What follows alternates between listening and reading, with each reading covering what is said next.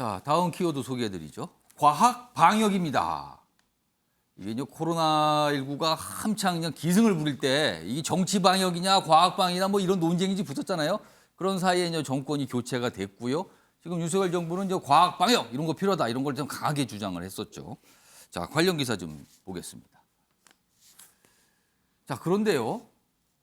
이 기사는 이제 묘안이 없다는 거예요. 딱히 지금. 확진자가 급증하는데 그렇습니다. 오늘 10만 명 넘어갈 수 있다는 얘기 나오죠. 백신 치료제 거리두기 마땅한 묘안이 없다. 그러니까 새로운 지금 이 코로나19 바이러스가 등장했잖아요. 변이가. 그래서 기존 백신이 이게 잘 듣는가? 뭐 이런 얘기도 있고요. 그리고 지금 또 사회적 거리두기 하기엔 또 이게 경제가 너무 심각한데 뭐 이런 거예요 지금. 마땅한 묘안이 없다. 3차 접종률이 이미 65%라 유인책도 적고 치료제는 금기 약물이 많아 처방이 미미하고 그리고 모임, 뭐 시간 이걸 제한하자니 이게 또 효과가 있는지도 의문이고 그러자 전문가들은 큰 행사, 뭐 풀파티 뭐 이렇게 적혀 있는데 이런 행사라도 막아야 된다. 뭐 이렇게 돼 있습니다. 이와 관련해서요. 어제 여당 내에서 좀 쓴소리가 나왔습니다. 좀 들어보시죠. 온라인 커뮤니티에서는 정부 지침을 모르겠다며 각자 도생이라는 비판까지 나오고 있습니다. 정부는 코로나 관련 정례 브리핑 횟수를 늘리고 방역 지침에 대한 대국민 홍보를 강화해야 합니다. 대통령께서 리더십을 발휘하셔서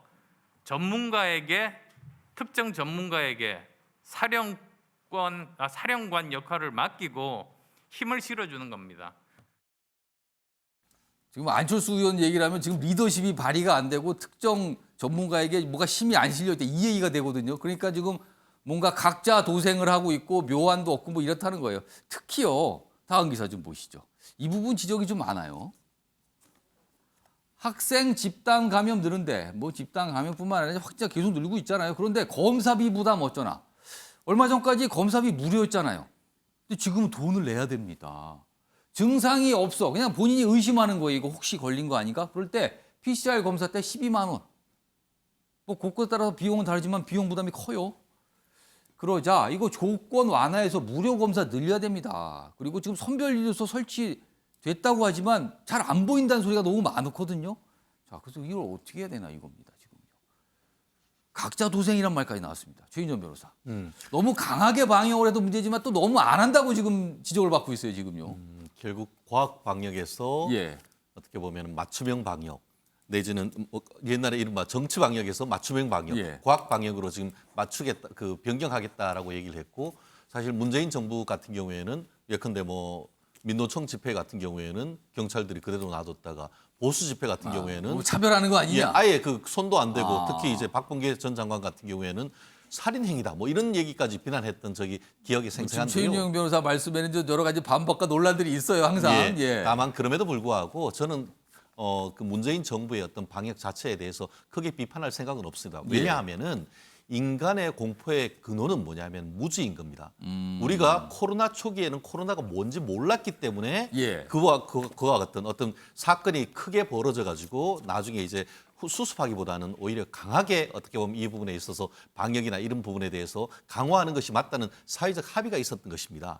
그런데 이제 그 코로나가 2년, 3년 지나면서 코로나의 실체에 대해서 어느 정도 알고 있지 예. 않습니까? 그러다 보니까 옛날에는 내가 걸리면은 다 죽느냐 이런 그 어떤 염려에서 상당 부분 지금 공포에서 벗어나고 있는 이런 상황. 예. 다만 그와 같은 것이 전체적으로 지금 감염자 수가 느는 과정에서 조금 예. 우려가 느는 그런 상황이기 때문에 현재로서는 기존에 있었던 그 문재인 정부에 있었던 잘된 점은 취하고 또 새로운 현재의 국민들이 바라는 어떤 일반적 행동의 자유라든가 여행의 자유 또 경제가 어려운 점 이런 부분을 고려해서 나름대로의 어떤 그 국민들에게 명확한 메시지를 줘야 될 필요는 있는데요. 제가 오늘 또 이 그 출근길에 봤더니만 그 길가에 50대 이상 4차 접종을 할 수 있다라는 그런 어떤 그 예방 접종에 관한 부분이라든가 아니면 기존의 어떤 지금 현재의 어떤 더블링 한마디로 계속 하루하루 배가 되고 있는 그런 부분에 대한 경각심을 주면서 결국 앞으로 이 부분이 어려워진다고 할 경우에는 방역을 조금 더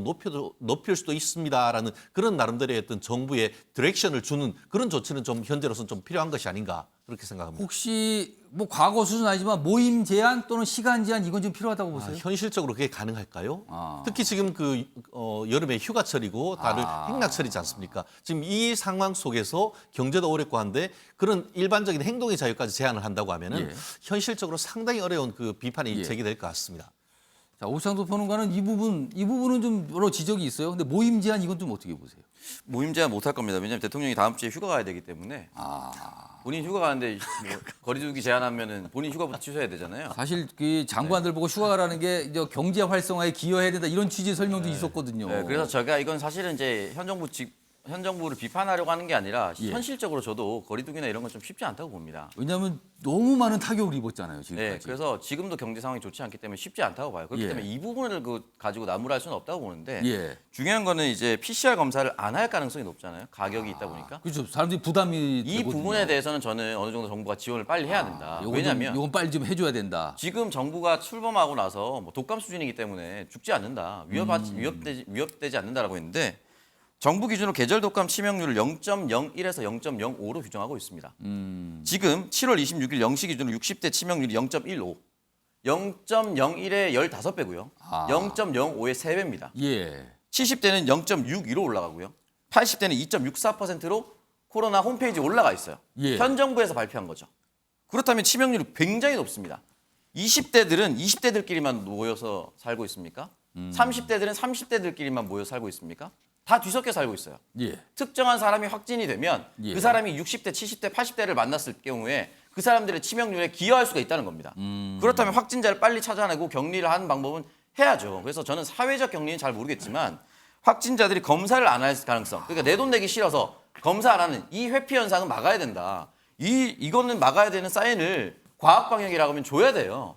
또 하나 과학 방역에 대해서 PCR 검사법에 목적 유전자라고 있습니다. 예. 그 목적 유전자를 추출해서 2개 이상을 검출해서 실질적으로 확진이 됐는지 안 됐는지 확인하는 방법이거든요. 최근에 식약처가 진단검사의학회 의견을 전혀 듣지 않고 목적 유전자 2개 이상 정한 것을 폐지시켰습니다. 하나 유전자만 검출할 수 있도록.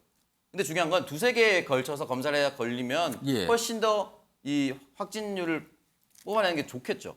근데 하나로 했다가 진단검사의학회에서 이거 절대 이러면 안 된다. 미국 FDA도 이렇게 하지 않고 전 세계 기준에도 맞지 않다고 하니까 예. 번복했습니다. 자, 번복한 걸 잘했다고 얘기해야 될까요? 아니죠. 처음부터 하지 말았어야 됩니다. 검사 좀 부담 덜어주고 제대로 합시다. 뭐 이런 말씀이셨습니다. 자, 시간이 많지 않아서요. 다음 기사 뭐 소개만 드릴 텐데요. 뭐 건강 관련, 뭐 수명 관련 기사가 오늘 좀 눈길을 잡습니다. 뭐 이 기사는 앞서도 봤고요. 건강 기사로 바로 넘어가겠습니다. 자, 소개만 드리죠. 병든 채로 17년 17.2년, 17년 2개월인가요? 하여튼 17년 정도. 그리고 건강 수명은 66세 정도 된답니다. 그러면 아픈 기간이 꽤 길어요. 자, 기대 수명이 83세를 넘었지만 그래서 10년 만에 1번이어서 세계 2위입니다. 우리나라가 오래 삽니다. 근데 아픈 기간, 건강 수명은 거의 변하지 않았다. 그러니까 이게 의료비 부담이 커졌다. 이런 뜻이 되죠.